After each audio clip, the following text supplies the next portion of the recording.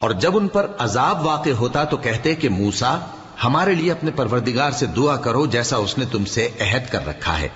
اگر تم ہم سے عذاب کو ٹال دو گے تو ہم تم پر ایمان بھی لے آئیں گے اور بنی اسرائیل کو بھی تمہارے ساتھ جانے کی اجازت دیں گے۔ پھر جب ہم ایک مدت کے لیے جس تک ان کو پہنچنا تھا ان سے عذاب دور کر دیتے تو وہ فوراً عہد کو توڑ ڈالتے، تو ہم نے ان سے بدلہ لے کر ہی چھوڑا کہ ان کو سمندر میں ڈبو دیا، اس لیے کہ وہ ہماری آیتوں کو جھٹلاتے اور ان سے بے پرواہی کرتے تھے۔ اور جو لوگ کمزور بنائے جاتے رہے ان کو ہم نے زمین شام کے مشرق و مغرب کا جس میں ہم نے برکت دی تھی وارث کر دیا، اور بنی اسرائیل کے بارے میں ان کے صبر کی وجہ سے تمہارے پروردگار کا وعدہ نیک پورا ہوا۔ اور فرعون اور قوم فرعون جو محل بناتے اور انگور کے باغ جو چھتریوں پر چڑھاتے تھے سب کو ہم نے تباہ کر دیا۔ اور ہم نے بنی اسرائیل کو سمندر کے پار اتارا تو وہ ایسے لوگوں کے پاس جا پہنچے جو اپنے بتوں کی عبادت کے لیے بیٹھے رہتے تھے۔